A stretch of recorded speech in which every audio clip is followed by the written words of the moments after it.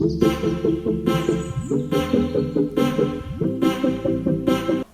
साथियों, मैं अमरदीप कादियान। नमस्ते, प्रणाम, सलाम वालेकुम, सत श्री अकाल, जय मसीह की, राम राम जी, जय माता।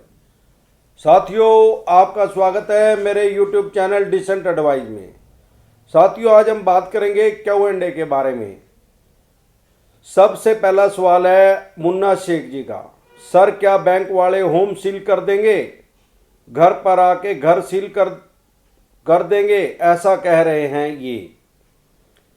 देखो मुन्ना जी, सबसे पहली बात तो यह है कि अगर आपने होम लोन लिया है तो वो आपके घर को सील कर सकते हैं, सेल कर सकते हैं, उसकी ऑक्शन कर सकते हैं, बोली उसकी कर सकती है, उसको बेच सकते हैं। ये उनके पास राइट्स हैं। उनके पास राइट्स कहाँ से आए हैं? आपने खुद उनको राइट्स दिए हैं। वो अपने आप से, उनके पास कोई राइट्स नहीं थे। आपने खुद उनको थ्राइड किया है अपना मकान बेचने के लिए जब आपने उनसे लोन लिया था। सबसे पहली बात तो ये है। हाँ, क्योंकि आपने ये नहीं लिखा कि आपका पर्सनल लोन है, क्या बिजनेस लोन है, सिक्योर लोन है, कि कैसा लोन है। क्योंकि आप कह रहे हैं कि घर सील कर सकते हैं। क्या कई बार ऐसा होता है कि जो 99% चवन्नी छाप रिकवरी एजेंट है, ये बेफालतू की बकवास करते हैं, लोगों को हरास करते हैं, जो कि इनका काम है। हो सकता है आपने पर्सनल लोन लिया हो, ये वैसे ही बकवास कर रहे हो कि आपका घर सील कर देंगे। लेकिन अगर आपने होम के ऊपर लोन लिया हुआ है तो इनके पास पूरे राइट्स हैं। इनके पास यहां तक भी राइट्स हैं कि आपके मकान 50 लाख रुपए का है, उसको 25 लाख रुपए में भी ये सेल कर सकते हैं। अगर आपने इनके 40 लाख रुपए देने हैं और आपका मकान 25 लाख रुपए में सेल हुआ तो ये आपसे 15 लाख रुपए का रिकवरी करने के लिए आपके ऊपर केस कर सकते हैं, सिविल का, सिविल कोर्ट के अंदर।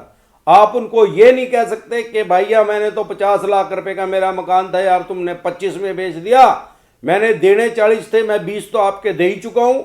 ऐसे नहीं।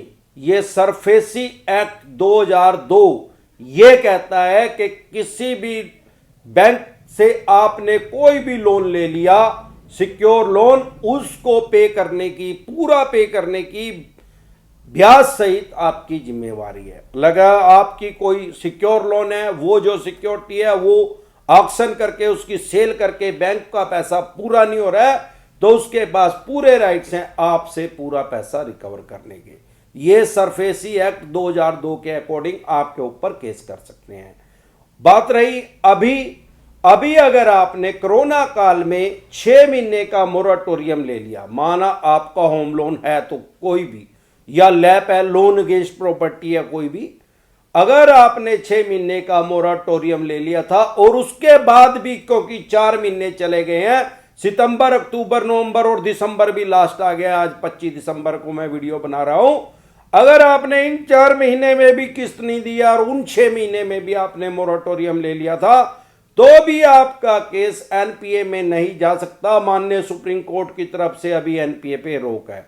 जब तक आपका केस एनपीए में नहीं जाएगा, कोई भी बैंक या एनबीएफसी कंपनी आपका घर, फ्लैट, मकान, दुकान को जब्त नहीं कर सकती, उसकी ऑक्शन नहीं कर सकती।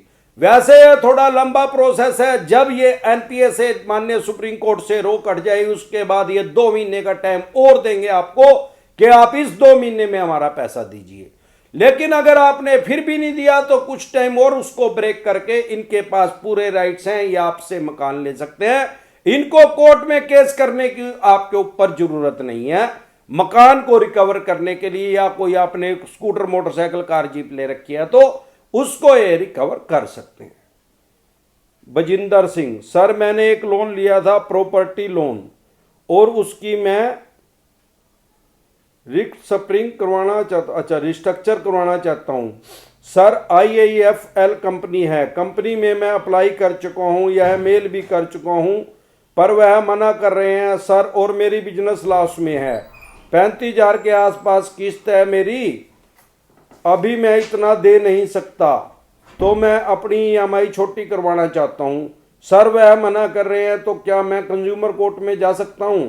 भाई साहब, इसमें आप कंज्यूमर कोर्ट में नहीं जा सकते क्योंकि आपने उनके साथ एक एग्रीमेंट किया हुआ है। हाँ, आप रिस्ट्रक्चर के लिए ऑनलाइन अप्लाई कर सकते हैं। ऑनलाइन आप अप्लाई कीजिए, 31 दिसंबर तक का टाइम है, जल्दी करके कर दीजिए। फिर भी जो उनकी तरफ से रिप्लाई आएगा, जो भी वो लिख के भेजेंगे, अगर आपको नहीं मिला तो मुझे दोबारा से कमेंट करना, मैं आपको आगे रास्ता बता दूंगा। पंकज गोचकर, बहुत काम आती है video, thank you ji. I am Sarvan Singh, sir मैं कोचिंग सेंटर में ड्राइविंग करता हूँ, जॉब लॉस हो गई, मेरा होम लोन इंडसइंड बैंक से लिया है, उसकी ईएमआई 14,091 रुपये है, मैं ईएमआई नहीं दे पा रहा हूँ, प्लीज़ हेल्प मी। भाई साहब, आपके क्वेश्चन का जवाब, अगर आप ये वीडियो देख रहे हैं तो मैं आपके क्वेश्चन का जवाब दे चुका हूँ, क्योंकि जो एक आपका अगर जो क्वेश्चन है वो ही लाखों करोड़ों आदमियों का वही समस्या है, जो उनको दिक्कत आ रही है वही आपको आ रही है, जो उनके सवाल का जवाब है वही आपके सवाल का जवाब है, जो सबसे पहले मैंने सवाल का जवाब दिया वही आपके ऊपर लागू होगा। ईएमआई पेंडिंग हो होम लोन की 6 मंथ की तो की और क्लियर करते समय क्या ध्यान रखें? भाई साहब, क्लियर करते समय तो कुछ भी ध्यान रखने की जरूरत नहीं, 6 मंथ की उनकी ईएमआई दे दो, आपका होम लोन है, जितनी प्लंटी जुर्माना ब्याज लगा है वो दे दो, इसमें कुछ ध्यान रखने योग्य ऐसा कुछ नहीं है। अनीफ हुसैन, सर अगर किसी पार्टी को हम ना चेक दिया हो और मना करना के बाद भी बाउंस कर दिया है और अब वकील का नोटिस आ रहा है तो अब क्या करें? सर अगर हमने किसी पार्टी को चेक दिया है और मना करने के बाद भी उसने बाउंस कर दिया है तो वकील का नोटिस आया तो अब क्या करें?